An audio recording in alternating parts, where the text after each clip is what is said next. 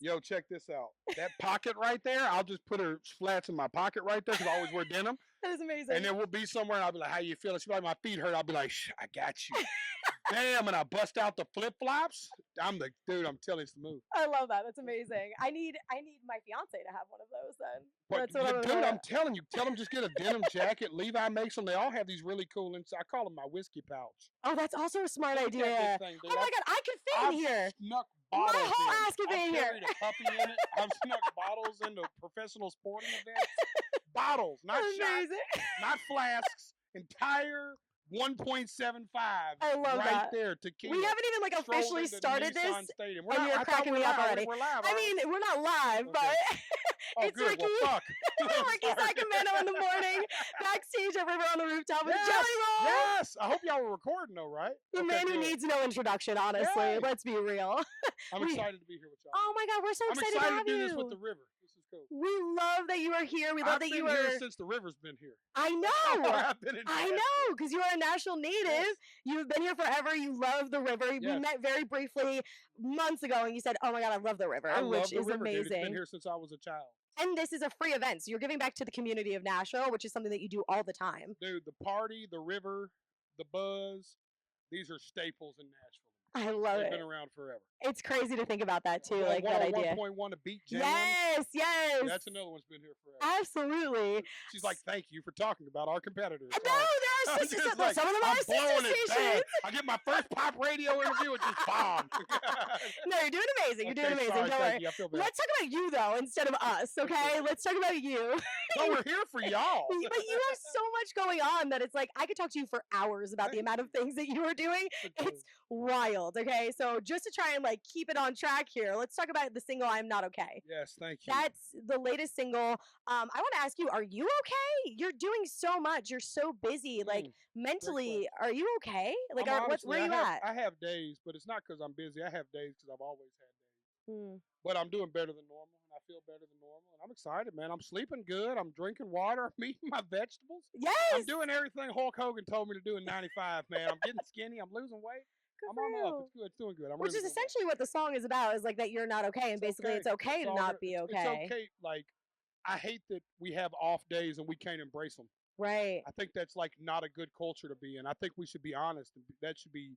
We should lead with that sometimes. You know how much grace we would get if you just walked into a room and say, "Yo, full disclosure, just not having a great day. I can't understand why. I don't know what's happening. I need to do some self-reflection. But man, if I seem off to anybody, I love y'all. I'm having a day." Yeah, I agree. We should all be able to talk about it more for sure. And it's nice that you're willing to talk about it, that you're willing to put that in music, that you're willing to have the fan base that you have listen to that and be like, I feel that. I understand that. It's nice to hear someone say it. No, Sometimes if one person says it, other people will follow along. Right. You know what I mean? Someone's got to break that cycle. I believe creating a culture of vulnerability is the first step towards change. Absolutely. Truly. Because I think it's the first step towards empathy and humanizing each other. Yeah, no, you're so right. And I mean, we're talking about the amount of things that you have going on, the new single, you have a tour, you are all over the place. You just performed with Eminem. Yes. You are just the goat, dude, the real goat. The amount of things that you have done in the last year, if I tried to list them, that would be the entire interview. Oh, but I gotta know, do you still have like any goals? Like what's next for you? You were at the Grammys, you're winning awards, and you're just everything that you ever imagined or dreamed of seems to be happening. Is there still a main goal that you haven't reached yet that you're trying to get to? Oh, dude, we're just trying to touch people, man. That's how this started. We just wanted to touch people. We just wanted to meet people and talk to people and share our story and just try to play our part in changing the stuff we don't like about the world. And I just want to keep doing that, man. This is all. I was telling somebody today that was like, man, I'm not okay so deep. It's so soul-wrenching. And I put this in a TikTok post. I was like, man, I've never tried to write a song that wasn't that way. Like, this is just my style of writing. I'm glad y'all like it because this is all I have to offer. This is my strong suit.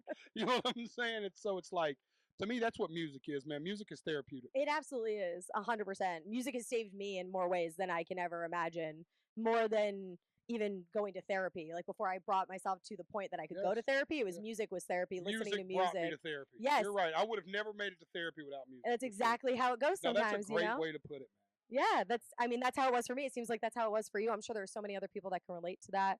And speaking of the music, you have so many collaborations that you do. Like you are on so many songs. I mean, you're on with Jesse Murph, who also is performing tonight on River of the Rooftop. You have so many collabs. How do you pick those? Do you pick them? Do they come to you? Like, where are we at with that? Do you just like go up to people and you go, hey, let's write a song? It's all different. Everyone has their own cool story. But yes, I walk up to people all the time like we should write songs.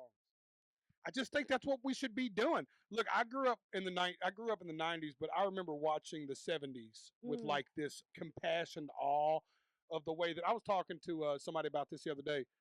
Waylon and Willie didn't just have a song together.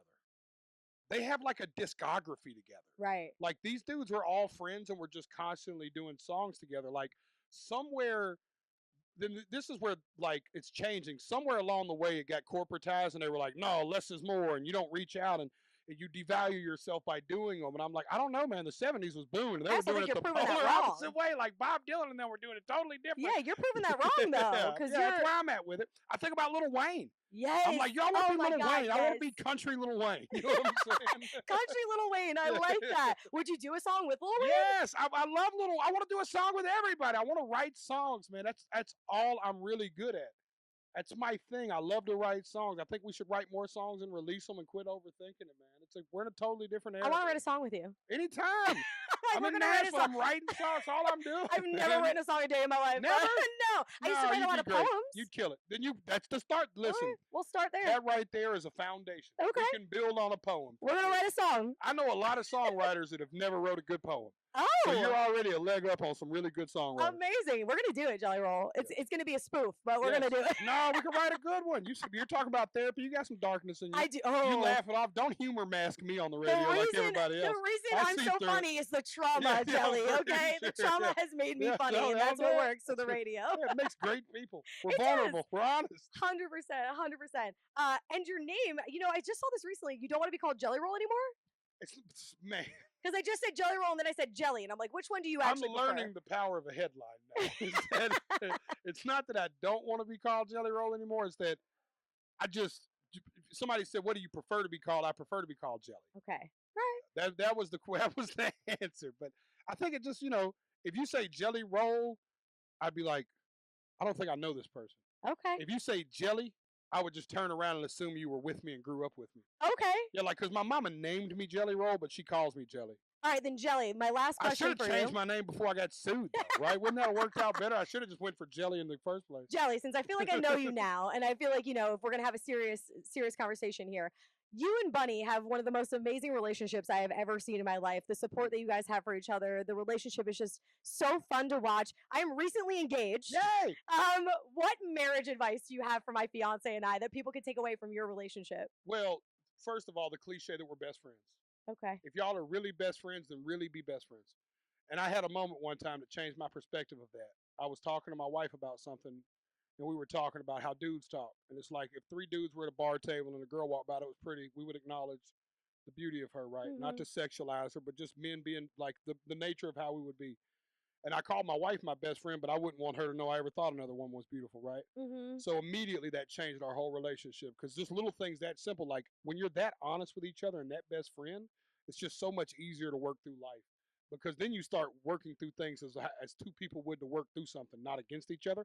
The relationship thing makes you automatically want to fight. It's like, oh, you're right, I'm right. It turns into a who's right. Where two best friends would be like, yo, the canoe broke. We got to fix it. Yeah. Right? Like, that's what we would do. If we were two stoners on a raft that blew up, we'd be like, we got to figure this out. And that's how me and my wife operate, like two real best friends. I love that so much. That's it really, truly is amazing to watch. And long answer, but it's like, really, just truly be friends. Be best friends. Yeah. How you would actually be with your best friend. That's easy enough, I feel like. That's a little tidbit of advice from Jelly Roll for him and Bunny. You guys are literally, like I said, think about so fun it to watch. all the time. If me and Struggle were in a car and the car started to break down, we would immediately try to figure it out. I've seen husband and wife get in a car and a car break down, a fight breaks out as soon as the car breaks down. They're about to fist fight. You're so right. It's like me and my best friend, we're going to laugh about it and get out and figure it out. We're going to walk down the road chuckling like, damn, the car fucked us. I love it. I love that so much. Thank you again so much for being here. Congratulations on your engagement. Thank you. I truly feel like I could sit here and talk to you for 7 hours, but you need to perform for us, and I'm very excited for that. So thank you for being here. We love you so much. All of us at 107.5 The River. You are amazing. Thank you.